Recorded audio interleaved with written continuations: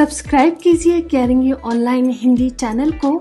और प्रेस कीजिए bell icon इसी तरह की हेल्थ और ब्यूटी टिप्स रेगुलर बेसिस पर देखने के लिए। और आज मैं बात करने वाली हूँ उन 5 ऐसी बड़ी गलतियों की जो अक्सर हम सभी करते हैं, जो देखने में तो छोटी लगती हैं लेकिन ये हमारी स्किन को, हमारे फेस को बहुत ज्यादा अफेक्ट करती हैं और कई सारी स्किन प्रॉब्लम्स के लिए रिस्पॉन्सिबल भी होती हैं। मेरे पास कई सारी ऐसी क्वेरीज आती हैं जिनमें आप लोग कहते हैं कि चाहे कोई भी रेमेडी यूज कर लें, फेस पैक यूज कर लें, आपके चेहरे पर ग्लो नहीं आता है, फेस डल दिखता है और कोई भी रेमेडी आपकी स्किन पर वर्क नहीं करती है। तो ऐसा नहीं है कि वो रेमेडी अच्छी नहीं है या फिर उसके रिजल्ट अच्छे नहीं है। कई बार हम ऐसी कुछ गलतियां कर रहे होते हैं जो हमारी फेस को, हमारी स्किन को इतना ज्यादा नुकसान पहुंचा रही होती है कि फिर चाहे आप उन पर कुछ भी यूज कर लें, आपके चेहरे पर वो असर नहीं दिखाती हैं। तो चलिए शुरू करते हैं ऐसे ही कुछ गलतियों के बारे में जानना। और जो सबसे पहली गलती है जो हम में से ज्यादातर लोग करते हैं और वो है फेस क्लींजिंग से रिलेटेड।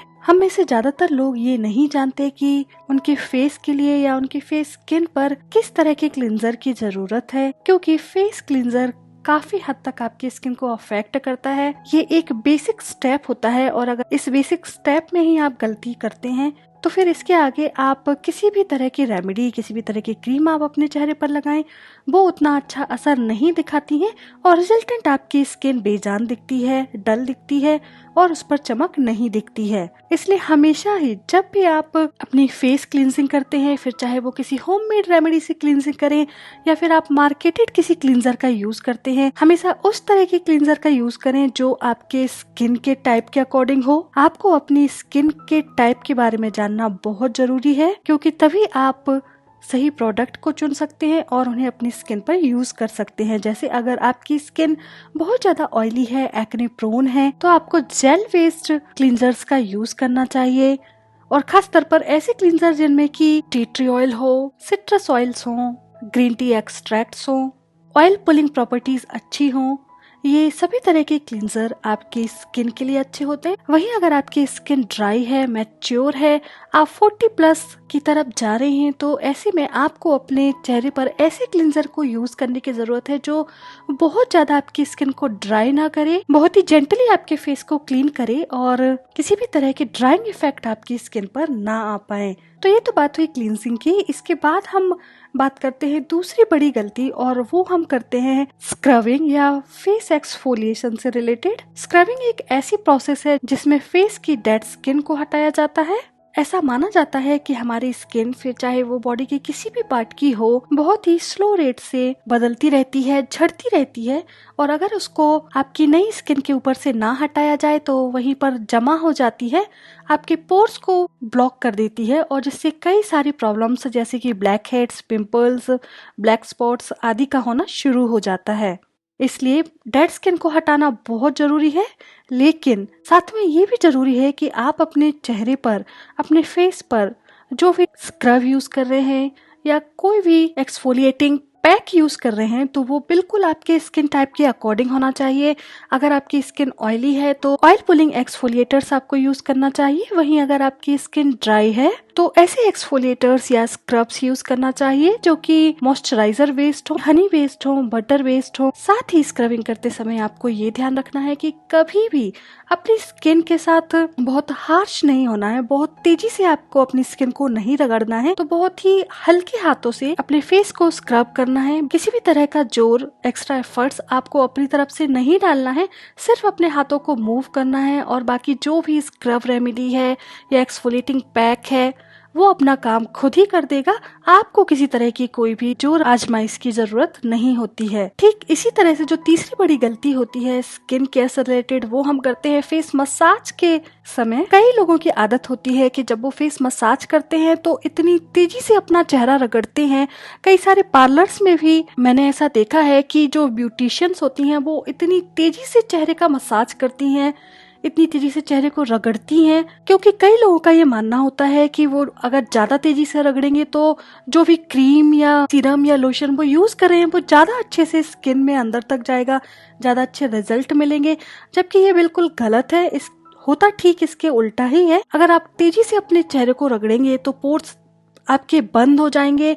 स्किन आपकी खिंच जाएगी, रैशेस आपकी स्किन पर आ सकते हैं और कई लोगों को ये सारी प्रॉब्लम्स होती भी हैं। इसलिए जब भी आप फेस मसाज करते हैं या पार्लर में कराने जाते हैं तो हमेशा याद रखिए कि आपके हाथों का मूवमेंट बहुत जेंटल होना चाहिए। आपकी फेस मसाज बहुत हल्के हाथों से लेकिन थोड़े लंबे समय तक होनी चाहिए, क्योंकि हम लोग अक्सर अपना टाइम बचाने के लिए तेजी से मसाज करना शुरू कर देते हैं और बजाय उसके फायदे मिलने के हमें नुकसान ही होना शुरू हो जाते हैं। चौथी जो स्किन केयर से रिलेटेड गलती है और वो है मॉइस्चराइजेशन की या स्किन पर मॉइस्चराइजर यूज करने से रिलेटेड। कई लोगों का ये मानना होता है, खासतौर पर जिनकी स्किन ऑयली होती है, वो ये सोचते हैं कि हमारी स्किन ऑलरेडी ऑयली है तो हमें मॉइस्चराइजर यूज करने की जरूरत नहीं है, या फिर कई लोगों को अपनी स्किन का टाइप ही नहीं पता होता है और वो ठीक तरह का मॉइस्चराइजर यूज नहीं कर पाते हैं। जबकि सच बात यह है कि मॉइस्चराइजर आपके स्किन केयर में एक बहुत इंपॉर्टेंट रोल प्ले करते हैं, आपको आगे आने वाले एजिंग से रिलेटेड साइंस से बचाते हैं और मॉइस्चराइजर हर किसी के लिए जरूरी होता है, फिर चाहे वो आपकी स्किन ऑयली हो, सेंसिटिव हो, कॉम्बिनेशन हो, और फिर ड्राई स्किन वालों के लिए तो ये जरूरी होता ही है। इसलिए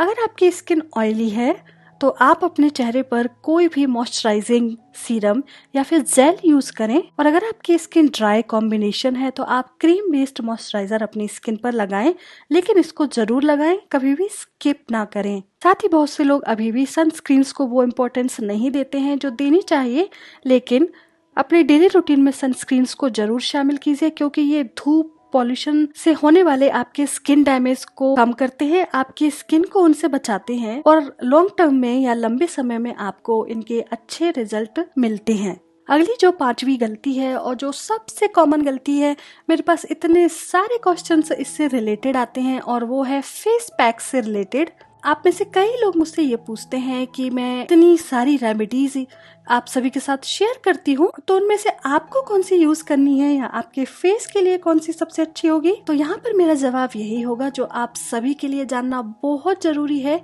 कि मैं जो भी फेस पैक्स या जो भी रेमेडीज शेयर करती हूँ वो बहुत जनरलाइज्ड रेमेडीज होती हैं, और आपको कौन सी रेमेडी यूज करनी है ये आपको डिसाइड करना है, क्योंकि आपको पता है कि आपकी स्किन का टाइप क्या है, कौन सी चीज आपकी स्किन को सूट करती है, कौन सी चीज नहीं करती है। इसलिए वो सभी चीजें जो आपकी स्किन को सूट करती हैं या आपके स्किन के टाइप के अकॉर्डिंग है, उनसे बनी हुई रेमेडी आप अपने चेहरे पर यूज करें। और अगर कोई ऐसी रेमेडी है जिसमें किसी भी तरह की कोई ऐसी चीज मिली हुई है जो आपके चेहरे पर